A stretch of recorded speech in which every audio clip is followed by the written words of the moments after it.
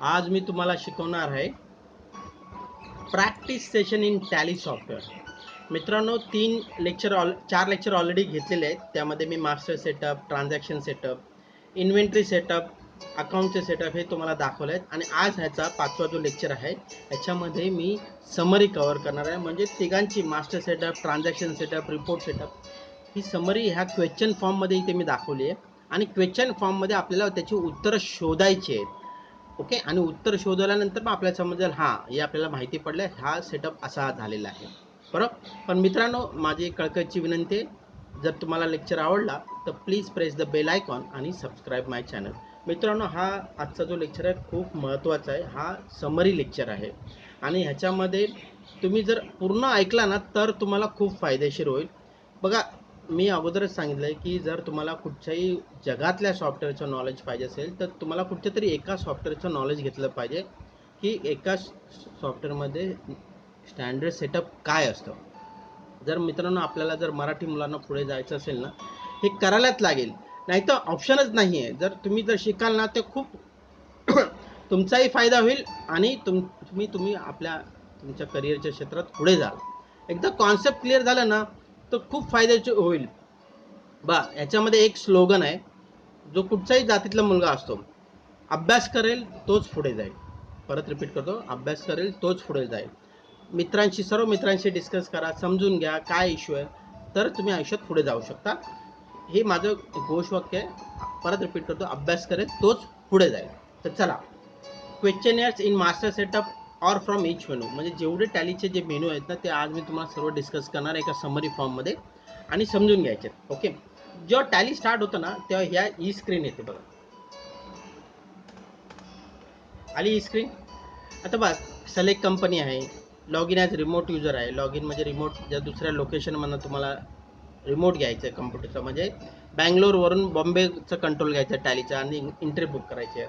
Create company आपण पाहिलेलं आहे की क्रिएट कंपनी कशी क्रिएट करायची असते, बॅकअप कसं घ्यायचं, रिस्टोर कसं करायचं आणि क्विट कसं करायचं. ओके, आता हे पण एक कंपनी इन्फॉर्मेशनमध्ये एक ॲडिशनल मेनू आहे, तो आपण बघायचा कसा आहे. तर समजा मी एक कंपनी सिलेक्ट केली ऑल्ट F3 करायचा बाई, नाही तर इकडे बघा F3 केलं. त्यानंतर ही स्क्रीन आलेली आहे. ओके, आता इथे ऑप्शन कुठचे आहेत, ह्याच्यामध्ये ऑप्शन कुठचे आहेत. सिलेक्ट कंपनी आहे, कनेक्ट कंपनी आहे, शट कंपनी आहे, क्रिएट कंपनी आहे, क्रिएट ग्रुप कंपनी आहे, अल्टर आहे, सिक्युरिटी कंट्रोल आहे, चेंज टॅली वॉल्ट आहे, स्प्लिट कंपनी डेटा आहे, बॅकअप आहे, रिस्टोर आहे, क्विट आहे. मित्रांनो, इथे पण तेच आहे, फक्त क्रिएट ग्रुप कंपनी ॲक्टिवेट का नाही झाली, कारण की ह्या डिरेक्टरीच्या फोल्डरमध्ये एकच कंपनी आहे. जेव्हा 2 कंपन्या येईल ना तेव्हा हा ऑप्शन ॲक्टिवेट होईल. तो मी थोड्या वेळाने तुम्हाला आता दाखवेन की कसं होईल. तर हे सर्व मेनू आहेत. आता हा मी क्रिएट ग्रुप कंपनी पण समजून सांगेन की काय असतं. ओके, आता हे क्वेश्चनर्स आहे. मित्रांनो, खूप शांतपणे केअरफुली अंडरस्टँड करा क्वेश्चन्स काय आहेत. ओके, क्वेश्चन काय आहेत आणि कसं त्याचं उत्तर द्यायचं आहे. How to open multiple companies from select company option. ही कंपनी बंद केली, सिलेक्ट केलं आणि इथे ना सर्व कंपन्या ओपन होतील, तेव्हा आपण कंपनी ओपन करू शकतो. आता मल्टिपल कंपनीज, आता तो थोड्या वेळाने दाखवेन कसं करायचं ते. हा क्वेश्चन नंबर 1 आहे ना, मी पहिला क्वेश्चन नंबर 2 कव्हर करतो आणि नंतर मग क्वेश्चन नंबर 1 घेतो. हां, तर चला पहिला क्वेश्चन नंबर 2, तो फार महत्त्वाचा आहे, कारण ते केल्यानंतर ना अजून एक कंपनी क्रिएट होईल, मग तेव्हा क्वेश्चन नंबर 1 आणि आपल्याला जे हे आहे ना काय ग्रुप कंपनी काय असं ते समजून घेईल. तर चला पहिला create company. How to update administrative in create new company with below data. आता आपल्याला एक नवीन कंपनी बनवायची, MNC कंपनी. तर मी इथे क्रिएटमध्ये जातोय, नवीन कंपनी क्रिएट करतोय, MNC कंपनी. हा ॲड्रेस आहे, Ctrl+C केला आणि इथे Ctrl+Alt+V. ओके, Ctrl+Alt+V म्हणजे कॉपी होईल तो. Ctrl+Alt+V, हा ऑल्ट प्रेस करणे महत्त्वाचं आहे, Ctrl+V नाही, Ctrl+Alt+V. ओके, त्यानंतर मला कंट्री अपडेट करायची आहे, महाराष्ट्र, पिनकोड त्यानंतर मोबाईल नंबर आणि ईमेल आय डी. आता मोबाईल नंबर मी टाकतो आहे, ईमेल आय डी,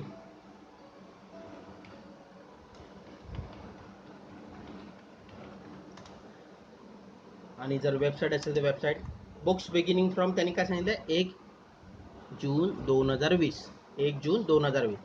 नेहमी फायनान्शियल बिगिनिंग केमी होतं, कधी होतं 1 एप्रिल 2020 आणि बुक्स बिगिनिंग फ्रॉम 1 जून 2020. लक्षात ठेवा, ही तारीख फार महत्त्वाची आहे कारण पुढे याच्यावरच प्रश्न आधारित आहे, तर समजून घ्या. 1 जून 2020ला माझा नवीन बिझनेस होता.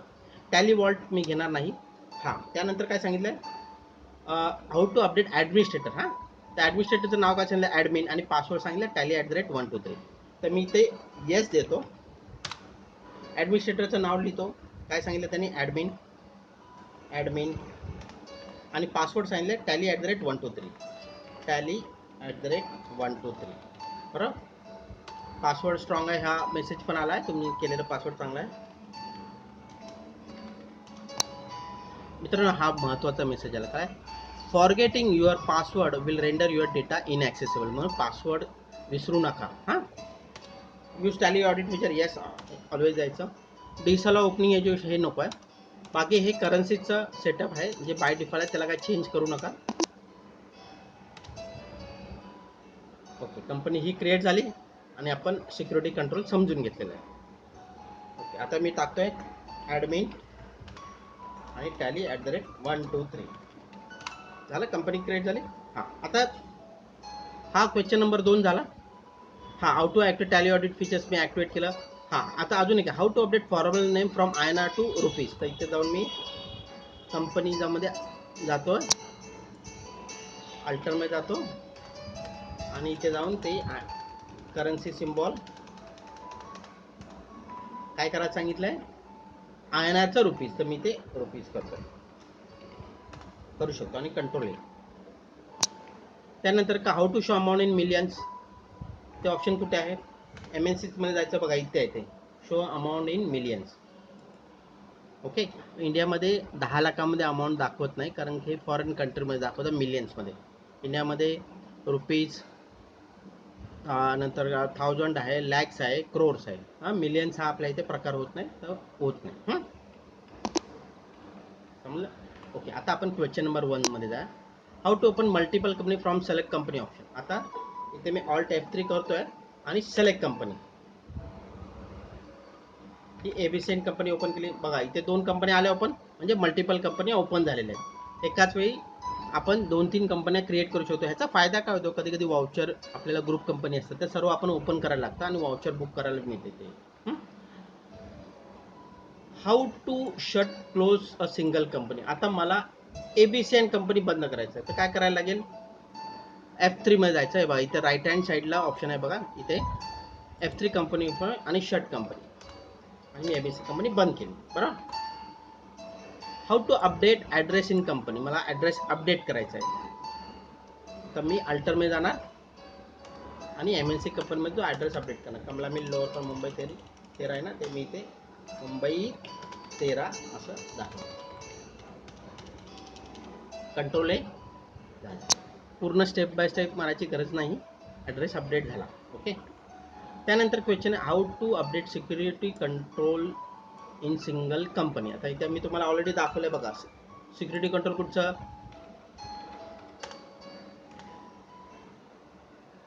हे सिक्युरिटी कंट्रोल, आणि आपण name of the administrator update केला, tally@123 त्याला सिक्युरिटी कंट्रोल. सिक्युरिटी कंट्रोल हे ना टॅली वॉल्ट हे ऑप्शन विदाउट ITL शिवाय करू नका. आणि हे पण ॲडमिनिस्ट्रेटरचं, कारण का कसं आहे माहिती आहे, आपल्याला जर माहिती नसेल. हां, आणि पासवर्ड का बनवतात माहिती आहे, कारण का ज्युनियरला केवढी राईट्स द्यायची, सिनियरला केवढी राईट्स द्यायची, मॅनेजमेंटला केवढी राईट्स द्यायची, म्हणून ते पासवर्ड सिस्टम असते.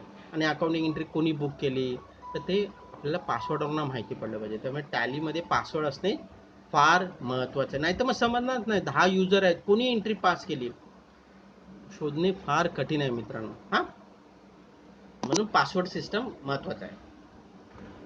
त्यानंतर with the help of IT department split company data ऑप्शनवर change Tally vault option should be use. आता स्प्लिट कंपनी डेटा कुठे आहे, कंपनी इन्फॉर्मेशनमध्ये, आणि इथे हां स्प्लिट. मित्रांनो हे जे 4 ऑप्शन आहेत ना, सिक्युरिटी कंट्रोल, चेंज टॅल्युअर, स्प्लिट कंपनी, बॅकअप, रिस्टोर, हे एकूण किती ऑप्शन 5 आहेत. हे विदाऊट ITL शिवाय करू नये. कारण कसं माहिती आहे, काहीतरी चुकीचं झालं ना, डेटा खराब होऊ शकतो, म्हणून करू नये. स्प्लिटचा मी तुम्हाला सांगतो.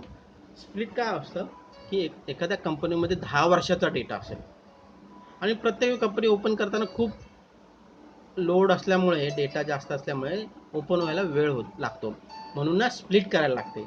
म्हणजे एखाद्या कंपनीत 10 वर्षाचा डेटा असेल ना, तर 9 वर्षाचा डेटा वेगळा करायचा आणि 1 वर्षाचा डेटा वेगळा करायचा, किंवा 8 वर्षाचा डेटा वेगळा करायचा, 2 वर्षाचा वेगळा करायचा, असं त्याला स्प्लिट कंपनी डेटा बोलतात.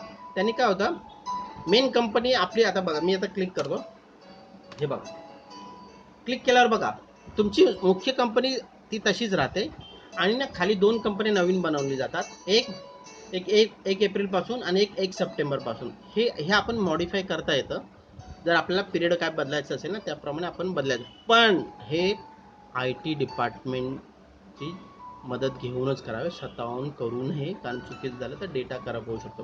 कारण IT डिपार्टमेंटची काही प्रोसेस असते, म्हणजे बॅकअप घ्यायला लागतं आणि नंतर मग ते ट्राय करायचं असतं. ओके. आणि पहिल्यांदा आपला उद्देश सांगायचा असतो काय आहे, मग त्याप्रमाणे IT डिपार्टमेंट हेल्प करते. त्यानंतर आहे आता ग्रुप कंपनी ॲक्टिवेट नाही, तर आपण आता परत काय करूया, सिलेक्ट कंपनी, ABC सिलेक्ट केला, खाली पहा क्रिएट ग्रुप कंपनी ॲक्टिवेट झाला. ओके. आता ते प्रश्न येईल तो, आता पुढे बघूया. आता question number 3, create group company, how to create group company. Okay.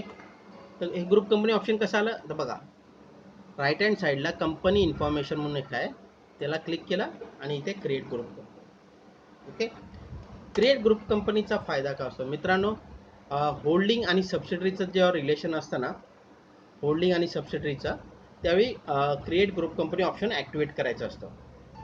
Okay. Holding आणि सबसिडरीचं जेव्हा रिलेशनशिप असतं ना, तेव्हा ते ऑप्शन ॲक्टिवेट करायचं असतं. याचा फायदा काय होतो की तुम्हाला ग्रुप कंपनीचं एक्सपेन्सेस डिटेल एकत्र एकाच लाईनला समजतात. सेल्स किती झाला ग्रुप कंपनीचा, पण लक्षात ठेवा ह्याच्यामध्ये एक गरज असते की जे तुम्ही लेजरचं नाव लिहाल ना, ते सारखं असलं पाहिजे. सारखं म्हणजे कन्व्हेन्स एक्सपेन्सेस, होल्डिंग कंपनीमध्ये पण तसंच पाहिजे आणि सबसिडीमध्ये पण तसंच नाव. स्पेस टाकला, एक्सपेन्सेसचं EXP केलं तर ती वेगळं दाखवणार, तो एका रोमध्ये दिसणार नाही. म्हणून नामकरण सर्वीकडे सारखं असलं पाहिजे, वेगळं नाव असेल तर येणार नाही. हा तर समजून घ्या. आता ग्रुप कंपनी मी इथे टाईप केली, ग्रुप कंपनी, ॲड्रेस टाकायचा आहे, कंट्री महाराष्ट्र. हा आता मेंबर कोण आहे तर मी इथे लिहिले मेंबर ही एक आहे आणि ही, तेव्हा ग्रुप कंपनी क्रिएट होणार. क्लिअर. बघा आली ग्रुप कंपनी. ओके. ग्रुप कंपनीचा फायदा काय होतो, प्रेझेंटेशनसाठी, समजण्यासाठी, बाबा आपले ओव्हरऑल खर्च किती झाले, तर याच्याशी फायदा असतो. ओके. क्रिएट ग्रुप कंपनी कशी जाईल.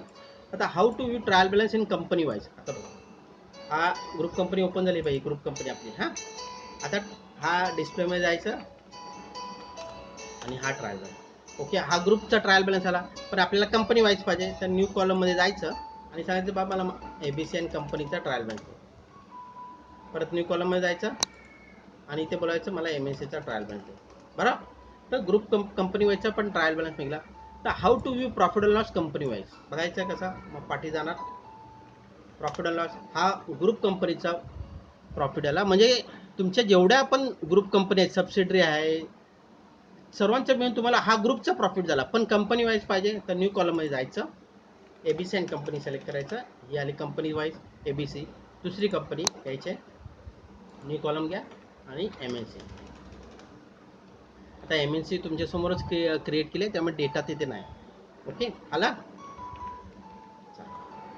आता अल्टरचं मी तुम्हाला शिकवलं आहे की what is the importance of alter option.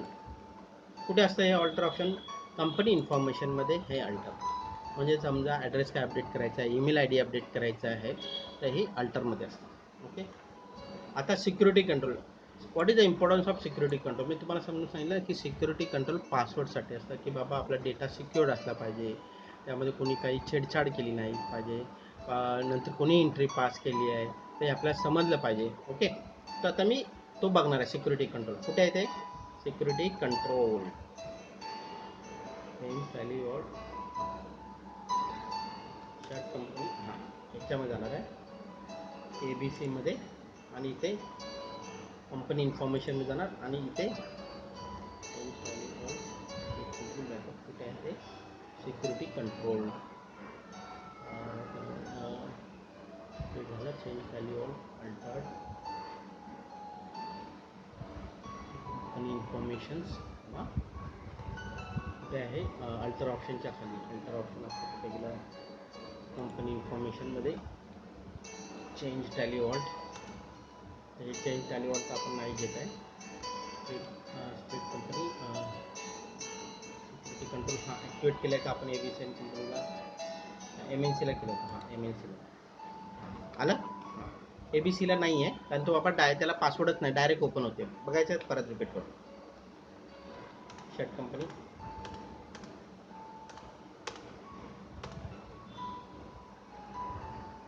ABC company direct open झालं. युजर ID पासवर्ड काय नाही. ओके.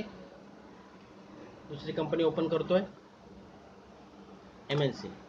इथे आपण युजर ID टाकला ॲडमिन आणि टॅली @123. बरोबर झाला. आता मी कंपनी इन्फॉर्मेशनमध्ये जाणार आणि बघा इथे सिक्युरिटी कंट्रोल ऑप्शन ॲक्टिवेट झालेलं आहे. सिक्युरिटी एंटर केलं, युजर आणि पासवर्ड. मी इथे युजर आणि पासवर्ड म्हणजे ज्युनियरची नावं सर्व इथे मी टाकत जाणार. इथे कुठचे राईट्स त्यांनी दिले आहे? Data entry, owner. डेटा एंट्रीमध्ये आपण ज्युनियर आणि सिनियरना राईट्स देतो.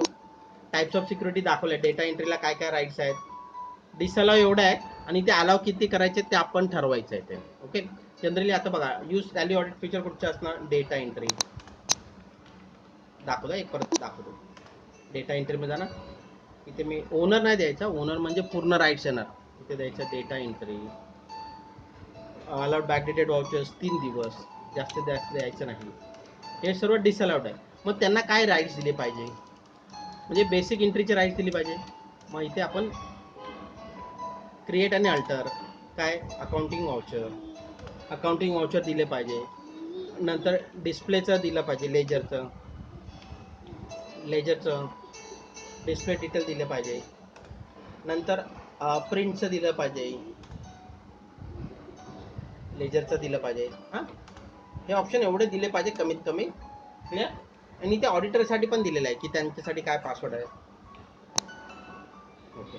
पासवर्ड पॉलिसी ॲक्टिवेट केलं तर खूप चांगलं आहे. कारण का बघा इथे मी येस केलं तर मिनिमम पासवर्डची लेंथ काय पाहिजे हे फार महत्त्वाचं आहे. पॉलिसी कशी सेट करायची ती. मिनिमम पासवर्डची स्ट्रेंथ किती पाहिजे? 8 पाहिजे, 10 पाहिजे. ॲडव्हान्स पॅरामीटर तुम्हाला ठेवायचं आहे का? आता मी इथे येस बदलतो.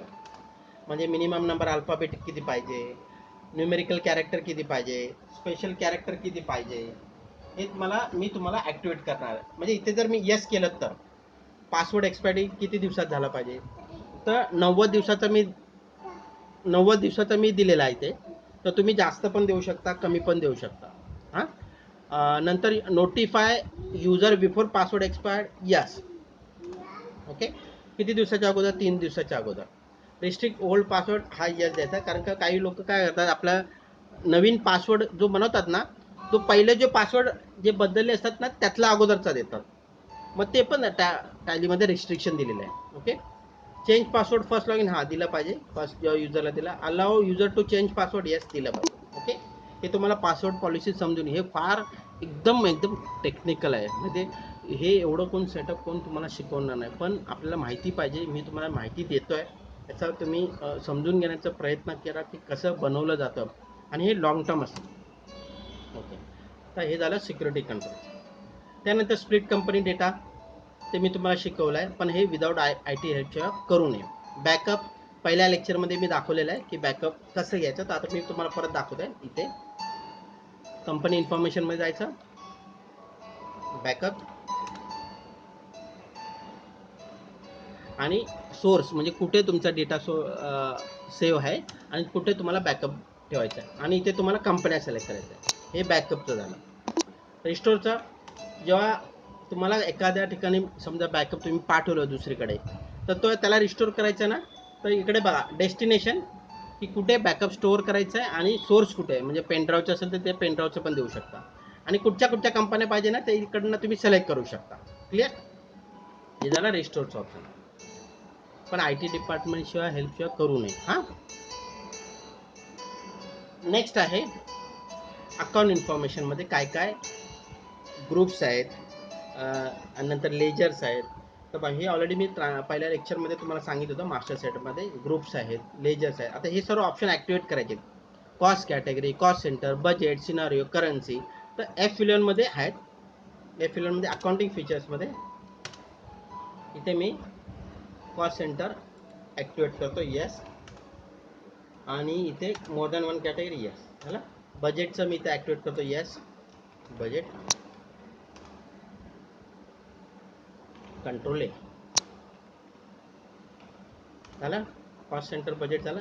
करन्सी पण करता येतं. F11मध्ये जायचं आणि इथे एनेबल मल्टी करन्सी, इथे तुम्हाला येस द्यायचं. म्हणजे जर डॉलरमध्ये असेल, पाऊंड्समध्ये असेल तर. ओके, हे झालं तुमचं ऑप्शन ॲक्टिवेट केले. बरोबर.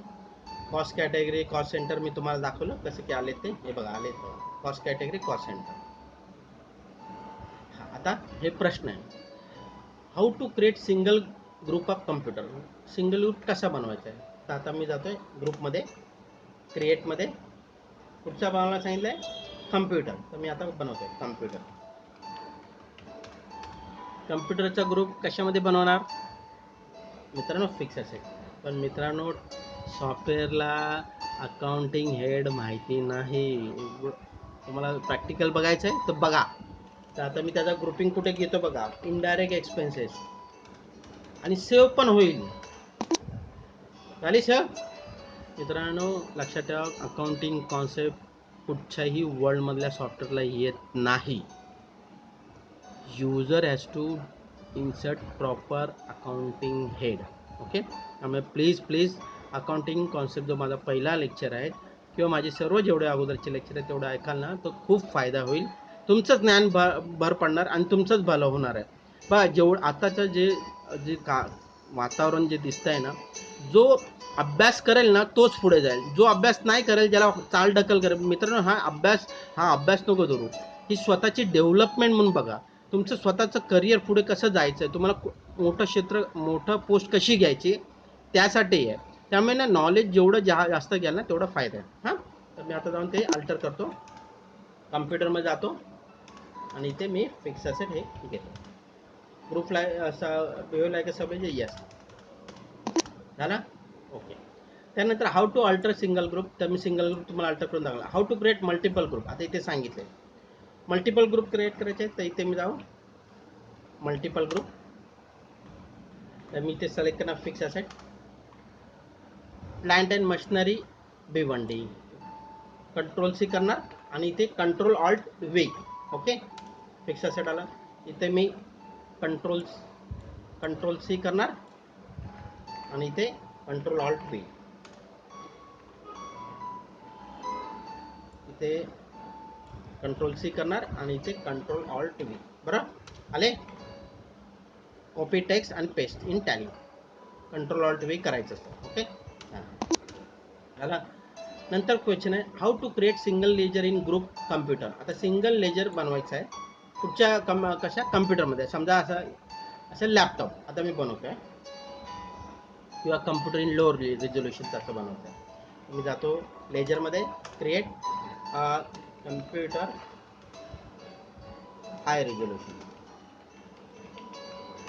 आणि इथे मी सिलेक्ट करतो कम्प्युटर. झाला. हे रुपीज साईन आपण जे बदलला त्यामुळे आला, तेव्हा मी बदलतो. थांबा. कुठे केलं होतं आपण ते कंपनी इन्फॉर्मेशनमध्ये, एंटरमध्ये ते आहे ना. Ledger alter computer high resolution बघा आलं. रुपीज करन्सी लेजर प्रॉपर आलं. हे झालं. How to book accounting entries in Tally for purchase of above machineries. आता आपल्याला ह्या मशिनरी परचेस करायचं आहे. आता टॅलीमध्ये आपल्याला परचेस बुक करायचं आहे. आता ह्याच्यामध्ये दोन प्रकार आहेत मित्रांनो, लक्षात ठेवा. जी एस टी आल्यामुळे परचेस रजिस्टरला किंवा अगोदर वॅटला खूप महत्त्व होतं की परचेस रजिस्टरमध्ये कॅपिटल गुड्स पण आलं पाहिजे. तर टॅलीमध्ये दोन ऑप्शन आहेत, तुम्ही आयदर परचेस थ्रू रूट व्हा किंवा जर्नल थ्रू रूट व्हा. ओके, आता आम्ही कसं करणार बघा. आता इथे ना वाउचर एक बनवायला लागणार आहे, वाउचर टाईप. तर मी जाणार अकाउंटिंग इन्फॉर्मेशन क्रिएट वाउचर टाईपमध्ये क्रिएट करणार आहे जर्नल फॉर फिक्स असेट. आणि इथे मी बोलणार आहे ते माझं जर्नल आहे, ऑटोमॅटिक आहे आणि मला ॲडव्हान्स कॉन्फिगरेशन घ्यायचं आहे. आणि माझा बिझनेस 1 जूनपासून सुरू झाला आहे आणि नंतर 1 एप्रिल 2021 पासून त्याची नवीन नंबरिंग असणार.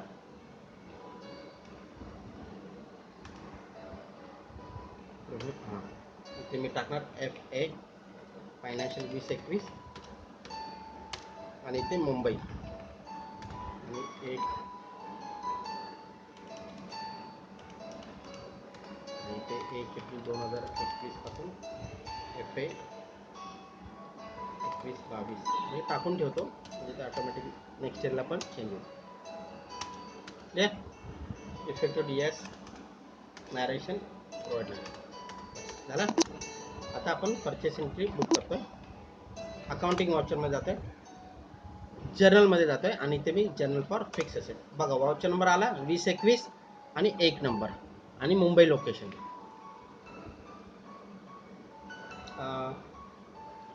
In Tally for purchase of above machinery. आता आपल्याला मशिनरी च्या एंट्रा बुक करायची आहे.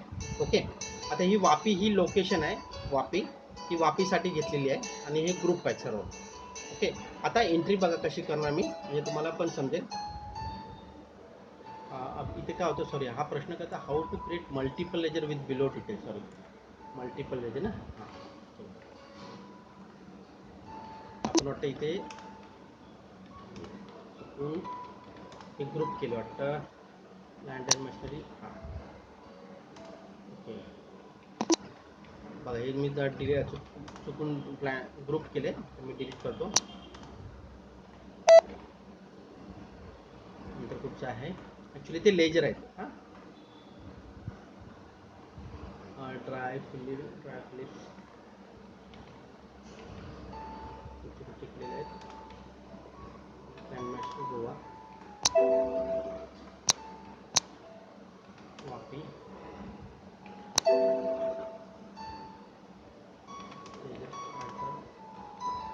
कॉम्प्युटर अल्टर कॉम्प्युटर मशीन आणि land and machinery Vapi. Okay, हे चुकीचं झालं आहे. ॲक्च्युली कसं सांगितलं, प्रश्न काय, how to create multiple ledger with below details. Group आहे प्लांट अँड मशिनरी आणि लेजर आहे, हे दोन आहेत. ओके, तर मी group plant and machinery Vapi बनवतो आहे. कसं बनवतो आहे, कंट्रोल-C अकाउंट इन्फॉर्मेशनमध्ये जातं आहे, ग्रुपमध्ये कंट्रोल-Alt-P फिक्स असेट आणि हे झाला. ओके, त्यानंतर मी ड्राय फिलिप्स हे लेजर बनवायचे आहेत, तर मी आता लेजरमध्ये जातो आहे आणि क्रिएट मल्टिपल. ओके, आणि ते सिलेक्ट करतो आहे प्लांट अँड मशिनरी वापी, त्यामध्ये कंट्रोल-C आणि कंट्रोल-Alt-V आणि दुसरं कुठचं आहे, क्लिनिंग मशीन वापी, कंट्रोल-C. बरं, बरोबर प्रश्न. हे कसं तुम्हाला ॲक्च्युली ते एंट्री तसं लिहिलं आहे ना. आता हा प्रश्न काय, how to book accounting entry in Tally for purchase of above machine. म्हणजे ह्या दोन मशीन आपल्याला विकत घेतल्या, ड्राय फिलिप्स आणि क्लिनिंग फिलिप्स मशीन. ओके, तर एंट्री याची मारायची. अकाउंटिंग वाउचरमध्ये हे घेतलेलं आहे, ड्राय फिलिप्समध्ये आहे 15,000 प्राईस आहे आणि दुसरे आहे क्लिनिंग मशीन, त्याची 35,000 आहे. आणि इथे क्रिएटरचं नाव क्रिएट करतो, ABC and company Sunday creators, maintain bill bye yes, always yes द्यायचं. आणि पार्टीचे डिटेल इथे अपडेट करा, फार महत्त्वाचं. पॅन नंबर पण असतं, फार महत्त्वाचं. न्यू रेफरन्स बिल नंबर जो काय आहे पार्टीच्यामध्ये इन्व्हॉइसमध्ये जो नंबर आहे तो समजा 123 आणि इथे ड्यू डेट, म्हणजे तुम्ही किती दिवसांनी त्या पार्टीला पेमेंट करा. being purchase of fixed asset item. Fixed item for Vapi location. Narration पण व्यवस्थित द्यायचं. क्लिअर? एंट्री मारली. How to show presentation in trial balance of above entries in Tally. तर हे बघा डिस्प्लेमध्ये जायचं ट्रायल बॅलन्समध्ये. तर बघा प्रेझेंटेशन आलं, पण याच्यामध्ये बघा शिफ्ट एंटर करायला लागतं. शिफ्ट एंटर मग आपल्याला डिटेल्स सापडेल. क्लिअर? हे झालं आता ट्रायल बॅलन्स. तर नेक्स्ट क्वेश्चन आहे how to update credit limits and credit days in Tally for sundry debtor and sundry creditors. आता क्रेडिट लिमिटचा अर्थ काय मित्रांनो? क्रेडिट लिमिट म्हणजे काय? तुम्ही एखाद्या पार्टीशी मॅक्झिमम किती अमाऊंटपर्यंत डील करणार किंवा किती दिवसात त्याला पेमेंट करणार, त्याला म्हणतात क्रेडिट लिमिट आणि क्रेडिट डेज. आता मी एखाद्या क्रेडिटरचं करतो आहे. ऑलरेडी आपण एक क्रेडिट केलेलं आहे. क्रेडिट अकाउंट इन्फॉर्मेशनमध्ये लेजर ABC कंपनी हा आपण क्रिएट केलेला आहे. Okay, default credit period. हां, तर डिफॉल्ट क्रेडिट पिरियड ठेवतो आपण 30 दिवसात त्याला पेमेंट करणार. स्पेसिफाय क्रेडिट लिमिट की ह्या पार्टीकडनं मॅक्झिमम कितीपर्यंत घ्यायचं. समजा आपण ठरवलं 1.5 लाख रुपये, त्याच्यावरती ह्या पार्टीशी बिलिंग नाही करायची. बरं, कारण का तो क्रेडिट नंतर देणार नाही आपल्याला. ओके, मग 1.5 लाख ह्याला म्हणतात क्रेडिट लिमिट आणि क्रेडिट डेज. म्हणजे उधारी किती दिवस ठेवणार आणि उधारीचं लिमिट किती आहे, सिम्पल भाषेत. हां, नेक्स्ट क्वेश्चन आहे how to activate cost category in Tally. तर मी तुम्हाला इथे दाखवलं आहे अकाउंट इन्फॉर्मेशनमध्ये हे ॲक्टिवेट करायचं आहे ना. तर FLNमध्ये जायचं अकाउंटिंग फीचर्समध्ये आणि इथे बघ कॉस्ट सेंटर इथे यस द्यायचं आणि इथे यस द्यायचं. तर हे how to at cost category in Tally ते आपल्याला समजलं. आले एक cost category, cost category cost centre. Okay, how to create cost category ते पण आलं. आता कॉस्ट कॅटेगरी आपल्याला क्रिएट करायची आहे. How to create cost category in talent. इथे कॉस्ट कॅटेगरी आपल्याला क्रिएट करायला लागते. इथे जे ऑप्शन्स आहेत ते आपण कॉस्ट कॅटेगरी क्रिएट करू. कॉस्ट सेंटर कसं ॲक्टिवेट करायचं ते इथे मी दाखवलं आहे तुम्हाला. कॉस्ट सेंटर कसं ॲक्टिवेट करायचं FLNमध्ये. आणि इथे हा क्वेश्चन आहे हाऊ टू ॲक्टिवेट तो दाखवलेला आहे. How to create cost centre in Tally. तर सेम ऑप्शन जसे लेजर क्रिएट करताना सेम तसंच आहे. ग्रुप कसं करतं तसंच आहे. फक्त ना आपल्याला समजून घेतलं पाहिजे. एक्झाम्पल मी ऑलरेडी तुम्हाला समजून सांगितलं. इथे कुठे सेटअप आहे ना मी ते सांगतोय. ही आपली रिव्हिजन आहे. लक्षात ठेवा ही आपली रिव्हिजन आहे की कसे सेटअप टॅलीमध्ये झालेलं आहे. How to update cost centre in voucher. Okay, आता ते कसं करायचं तर आपण एक तुम्हाला एंट्री दाखवतो आणि एक एक्झाम्पल पण दाखवतो. समजा आता बघा इथे मी ते कॉस्ट सेंटर कॉस्ट कॅटेगरी दाखवतोय. एक्झाम्पल कॉस्ट कॅटेगरी आहे, क्रिएट करतो TV आणि समजा TV नाही सॉरी आपण मी एक ब्रांच घेतो आहोत राजापूर.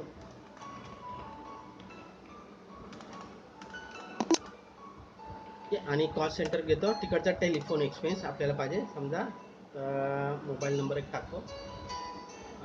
काय आहे cost centre mobile number cost centre राजापूरमध्ये कॅटेगरी राजामध्ये आणि तिथे मोबाईल नंबर याचं आपल्याला बिल माहिती पाहिजे म्हणून आपण एक कॉस्ट सेंटर बनवतो आहे. ओके, चला आता याची एक एक्सपेन्सची एंट्री बुक करूया. Accounting voucher. आता इथे मी पुढचा वाउचर घेतो आहे. एक पेमेंट वाउचर घेतो आहे. इथे कॅश नाही आहे.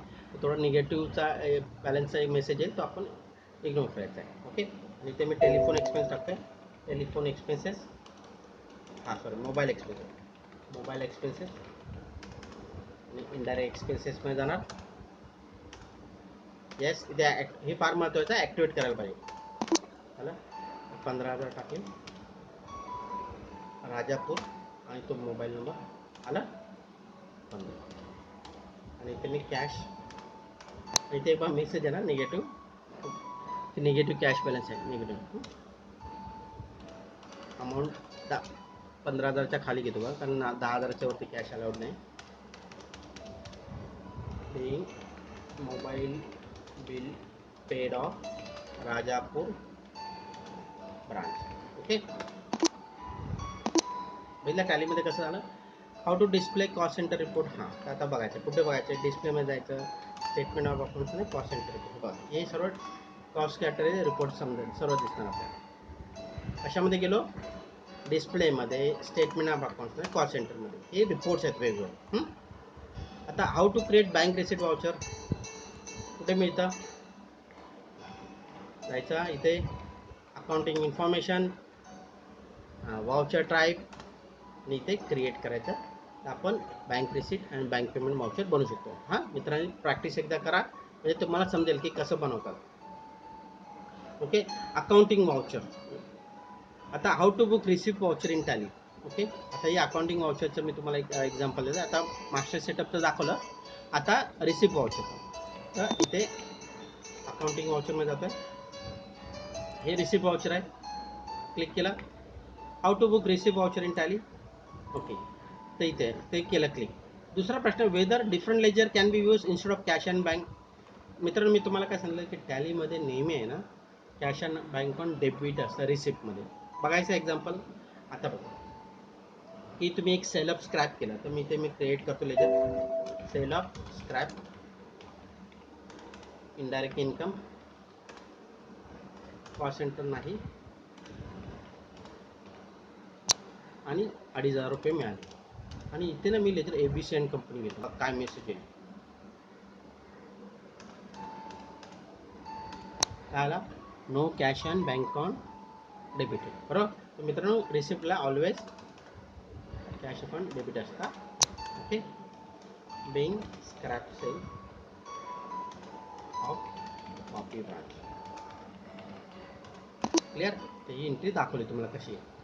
आता payment voucher, how to book payment voucher in Tally. तर कुठे मिळतं ऑप्शन, इथे पेमेंट वाउचर कुठे मिळालं option. Okay, whether Tally accept negative cash balance payment interest. Yes, दाखवलं ना तुम्हाला की तो दाखवतो, कलर दाखवतो कॅश पेमेंट कुठं दाखवतो बघा. आपली जी पहिली एंट्री आहे ना मोबाईल एक्सपेन्सची, ते बघायचे, ते बघा मोबाईल एक्सपेन्स दाखवला रेड कलर, आणि message negative cash balance. Yes, तो पॉपअप करतो. How to check negative cash balance in any date of financial year. Negative cash balance आपल्याला चेक करायचं कुठे मिळेल, तर जायचं. मित्रांनो असं आपल्याला वाटतं की या इंटरना निगेटिव्हला रेकॉर्ड होत नाही, पण लक्षात ठेवा एक्सेप्शन रिपोर्ट इथे तो रेकॉर्ड होतो. निगेटिव्ह लेजर आला, कॅश बॅलन्स निगेटिव्ह कधी झाली, कुठच्या डेटला झाली, कुठच्या महिन्याला झाली, सर्व रिपोर्ट एकदम डिटेल येतात. ओके ओके, नेक्स्ट क्वेश्चन आहे journal. How to create journal for fix asset. तुम्हाला आता मी लाईव्ह दाखवलं होतं की जर्नल फॉर फिक्स असेट आपण एक बुक केली होती.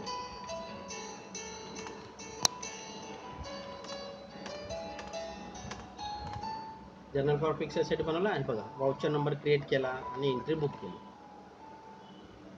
How to create journal for investment. कसं करायचं, परत जायचं अकाउंट इन्फॉर्मेशनमध्ये, वाउचरमध्ये, क्रिएट जर्नल फॉर वाउचर. हे कशासाठी माहिती आहे, समजा FDमध्ये पैसे ठेवले, समजा म्युच्युअल फंडमध्ये ठेवले, तेव्हा हे जर्नल फॉर वाउचर सिलेक्ट करायचं. जर्नल ऑटोमॅटिक नंबरिंग यस द्यायचं आहे. यूज प्रिफिल विथ 0 नको आम्हाला, आणि कॅपिटलपासून परत JV INV 2021 आणि 1 एप्रिल 2021 पासून JV INV 21-22. हां, आणि हे टाक फॉरवर्ड / क्लिअर. आणि मुंबई. क्लिअर. हे असं क्रिएट करायचं म्हणजे बघा नंबरिंग तुम्हाला केलं समजा. Provide narration for yes, print option नको, control yes. Okay, how to book accounting entry charge for purchase of fix asset. तुम्हाला दाखवलं कसं बुक करायचं. How to check statistics in Tally. हे कुठे मिळतं, हे बघा कुठे मिळणार, डिस्प्लेमध्ये जायचं, स्टेटमेंट ऑफ अकाउंट्समध्ये जायचं, स्टॅटिस्टिक्स म्हणजे वर्ष. आता हे 2 महिन्याचेच आहे, 1 एप्रिल आणि 1 जून म्हणजे 2 महिन्याचंच आहे. तुम्ही इथे पिरियड चेंज करू शकता ऑल टाईप टू म्हणून. तर तुम्हाला पूर्ण वर्षभराचे किती वाउचर बुक झाले, कुठच्या प्रकारचे वाउचर बुक झाले, ही सर्व माहिती इथे मिळते. हां, आता how to book cash purchase vouchers. मित्रांनो मी टॅलीमध्ये काय सांगितलं की कॅश परचेस कसं बुक करायचं. कारण का तुम्ही जर अशी डायरेक्ट एंट्री मारली ना, फॉर एक्झाम्पल दाखवतो बघा कसली येते, cash purchase payment entry ABC and company, तर इथे एंट्री बुक करतो, purchase local, purchase account, inventory वाले करतो, नो आता नाही दाखवत आहे, नो पर्सेंट 2,500 आणि इथे cash 2,500 main cash purchase, cash purchases for office, being purchase of small items for offices. Okay, he purchase entry रजिस्टरमध्ये एंट्री येईल का बघूया. इथे का डिस्प्लेमध्ये जाणार, अकाउंट्स बुकमध्ये, परचेस रजिस्टरमध्ये नाही आहे. अरे कुठे गेली, कुठे? तर त्यासाठी टॅलीने काय सांगितलं आहे, हे तुम्ही अकाउंट इन्फॉर्मेशनमध्ये जायचं, लेजर एक क्रिएट करायचं आहे, कॅश परचेस म्हणून, संडे क्रिएटर म्हणून एक सिलेक्ट करायचं आहे, maintain bill bye bill, yes, cash purchase. Okay, आणि ती एंट्री जी बुक करणार ना ती कॅश परचेस थ्रू बुक करायची. तर मग अकाउंटिंग वाउचरमध्ये जाणार, परचेसमध्ये जाणार. आता मी परचेस सिलेक्ट करतो आहे, परचेस. समजा आपण त्या पार्टीने 2,500 काहीतरी बिल दिलं, तर इथे मी बिल नंबर टाकणार कॅशमध्ये, पार्टीने समजा ती आहे, कॅश परचेसला अकाउंट डेबिट करायचं, ॲज अ वाउचर म्हणून बुक केलं, इन्व्हॉइस म्हणून नको, as a voucher, cash purchase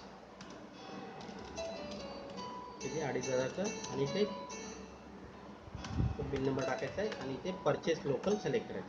okay, paying purchase of goods. Okay, अशी एंट्री बुक करायला सांगितली. परत रिपीट करतो कशी केली मी. कॅश परचेस संडे क्रिएटरमध्ये क्रिएट करायचा आणि वाउचर परचेस वाउचर सिलेक्ट करायचा आणि ॲज अ वाउचर फॉर्मॅट घ्यायचा. ओके, आणि हे कॅश परचेसची एंट्री केली. आता बघायचं परचेस रजिस्टरमध्ये एंट्री आहे का, डिस्प्लेमध्ये जातो, statement account books, purchase register आली एंट्री. ओके, लाईव्ह एक्झाम्पल बघितलं. म्हणून आता आता पेमेंट एंट्री जी ऑलरेडी आपण केलेली आहे ती आपल्याला मॉडिफाय करायला लागेल. परचेस लोकलमध्ये ऑलरेडी केलेली असणार ती, ही इथे आपल्याला काय करायला लागेल, इथे फक्त कॅश परचेसला करायला लागेल. Against reference. ओके, म्हणजे हे बघा लेजर आपण ओपन करूया, कॅश परचेस. हे पेमेंट, ही पहिला परचेसची एंट्री होणार आणि नंतर पेमेंटची एंट्री होणार. क्लिअर, पहिला परचेसची बुक होणार, नंतर पेमेंटची एंट्री होणार, म्हणजे जेणेकरून डे एंडला ना तुमचा लेजर बॅलन्स 0 जाणार. हे कॅश परचेस रेकॉर्ड करायचं हे टॅलीने सांगितलेलं आहे. How to check purchase register आपण चेक केलं. How to export purchase register in Excel.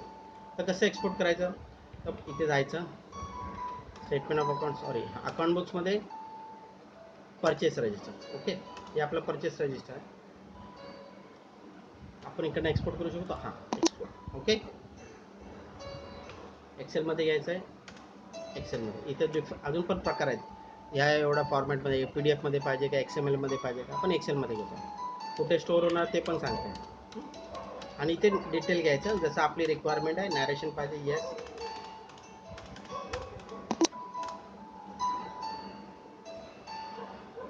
झालं, ओपन झालं. आता credit purchase, how to book, इथे sorry cash, how to book credit purchase कसं करायचं. ओके, तर आपण दाखवतो. अकाउंटिंग वाउचरमध्ये जातो आणि इथे मी परचेस सिलेक्ट करतो, ॲज अ इन्व्हॉइस म्हणून घेतो, ॲज अ वाउचर म्हणून घेतो, सॉरी.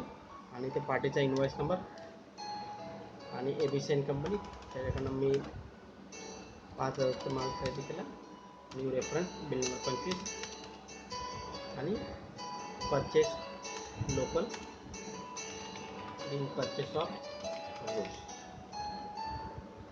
बरं, आता हे परचेस रजिस्टरमध्ये आलं का बघा, डिस्प्लेमध्ये जाणार, अकाउंट बुक्समध्ये जाणार आणि परचेस रजिस्टरमध्ये आली एंट्री. ओके, तर हे कॅश परचेस रजिस्टर केलं आणि इकडनं एक्सपोर्ट पण होईल, तसंच होईल जसं इथं वरती येतं. ओके मित्रांनो, कॅश सेल्स आणि क्रेडिट सेल्सचं प्रॅक्टिस तुम्ही करा की कसं करायचं. म्हणजे सेम फॅशन आहे, फक्त कॅश सेल्समध्ये काय करणार, सन्ड्री डेटरमध्ये क्रिएट करायचं आहे. आणि डे एंडला तुमचं कॅश सेलची जेवढी कॅश येणार ना, तर कॅश अकाउंटला डेबिट आणि कॅश सेल्सला क्रेडिट, सेम कॉन्सेप्ट आहे. तुम्ही प्रॅक्टिस करा तर तुम्हाला तेच समजेल. आता how to book debit note म्हणजे परचेस रिटर्न कसं बुक करायचं. तर इथे जायचं अकाउंटिंग वाउचरमध्ये आणि इथे डेबिट नोट ॲक्टिवेट नाही आहे.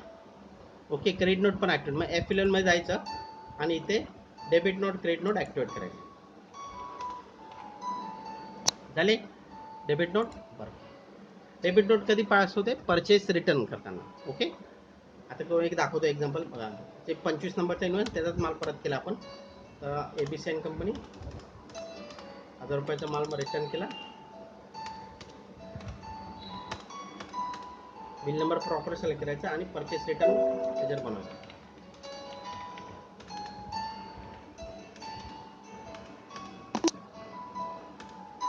Being defective goods return to party. Clear. बरं, हे केली डेबिट नोट. आता क्रेडिट नोट म्हणजे सेल्स रिटर्न. तर ही प्रॅक्टिस करा. एक सेल्सचं तुम्ही मॅन्युअल बुक करा आणि ते करा. आणि कुठे डेबिट नोट आणि क्रेडिट नोट रजिस्टर कुठे मिळतील, तर आपल्याला मिळतील काढणं. डिस्प्लेमध्ये जायचं, डेबिट नोट आणि क्रेडिट नोट मिळाले. डेबिट नोट जे परचेस रिटर्नची आणि क्रेडिट नोट जेव्हा क्रेडिट नोटची बुक कराल तेव्हा. ओके मित्रांनो, बघा सर्वच गोष्टी इझी नको, थोडं प्रॅक्टिस तुम्ही पण करा म्हणजे तुम्हाला समजेल. हां, आता कॉन्ट्रा वाउचर. आता कॉन्ट्रा वाउचरमध्ये कुठचे लेजर होतात, अकाउंटिंग वाउचरमध्ये जातो आणि इथे मी कॉन्ट्रा सिलेक्ट करतो. लक्षात ठेवा मित्रांनो, कॉन्ट्रामध्ये फक्त कॅश आणि बँक हे दोनच लेजर दिसणार, बाकी कुठचे लेजर दिसणारच नाही स्क्रीनवर. जबरदस्त टॅलीने सेटअप करून घ्या. कारण तुम्ही कॅश विड्रॉ करणार तर कॅश आणि बँकच येणार, डिपॉझिट करणार कॅश आणि बँक येणार, किंवा दोन बँकेमध्ये फंड ट्रान्सफर करणार तेव्हा बँकच लेजर डेबिट क्रेडिट होणार. म्हणून कॉन्ट्रामध्ये बाकीचे लेजरचा ॲक्सेस अलाउड नाही. कॉन्ट्रा रजिस्टर चेक करायचं आहे म्हणजे जेवढं तुम्ही बँकेमध्ये जाऊन एंटर केला तर चेक करायचे की किती झालेले आहेत. ओके, आता रिपोर्ट सर्वात महत्त्वाचे की रिपोर्ट्स कसे बघायचे. कुठे आहेत रिपोर्ट, बॅलन्स शीटमध्ये. Balance sheet, profit and loss, stock summary, हे कसं ट्रान्झॅक्शन तुम्ही रेकॉर्ड केली ना ते सर्व रिपोर्ट म्हणा. आता मी इकडे बॅलन्स शीट केल्यानंतर आणि इथे बघा अकाउंटिंग रिपोर्ट, हे सर्व रिपोर्ट. बिल्स पेबल बघायचं आहे, एवढं बिल्स पेबल आहे. परत अकाउंट रिपोर्टमध्ये जाणार, बिल्स रिसिवेबल, बिल्स रिसिवेबल किती आहे. अकाउंटिंग रिपोर्टमध्ये कॅश अँड बँक बुक कितीचं आहे. अकाउंटिंग रिपोर्टमध्ये जाणार, कॉस्ट सेंटर समरी काय आहे, हे डायरेक्ट ऑप्शन दिलेलं आहे इथे.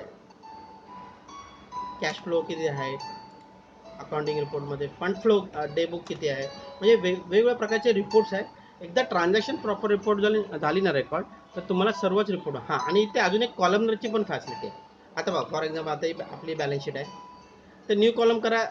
तुम्हाला दुसरी कंपनी पण जी बॅलन्स शीट समोर पाहिजे तर दुसरी पण कंपनीची येणार. अल्टर काय करायचं, पिरियड बदलायचं, सर्व ऑप्शन इथे टॅलीमध्ये दिलेलं आहे.